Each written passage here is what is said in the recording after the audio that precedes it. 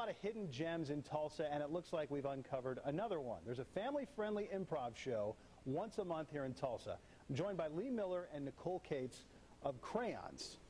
Tell us a little bit about this, because this sounds pretty cool. It's kind of an old tradition in terms of comedy and improv, but you guys put a little bit of a spin on it because this is for the whole family. Yes, we do short-form improv, which means we use audience participation and suggestions and create hilarious scenes. Even my 3-year-old comes out. It really is family-friendly. Where did the idea for this come from? I think it really came out of Nicole and one of our cast members. They just kind of came up with the idea and said, hey, why can't we do this? You ever run into any situations where you're, trying to come up with something while you're up there? Because, I mean, it's one of those things where you have to know where to go next, and it's basically thinking off the top of your head and just going with it. Yeah, the trick is not thinking, and I have a really good, I can do that. I can just not think and just say the first thing that comes to mind, and it creates very interesting scenes. I mean, they could be nonsensical. They don't have to make any sense whatsoever, and it makes it more funny that way. Have there been any moments where you said, I can't believe I just said that? Almost every single show. And of course, I mean, it's so much fun because, again, you can incorporate kids into this. Yes.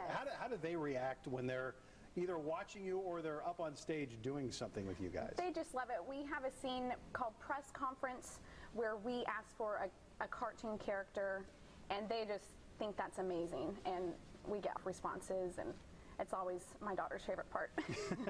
What about people when they first maybe get up there that haven't done something like that before? I'm sure they're nervous at first, but then they kind of get into it. Yeah, for sure. And they try to keep going with it, and you just have to think on the top of your... Yeah, we never make anybody come up on stage who doesn't want to. It's all volunteer. And people, they tend to come to the shows several times, and then they plan ahead. They're like, ooh, I'm going to go up there if they do sound effects, or I'm going to go up there for snap or something like that. They kind of get the nerve up to do something.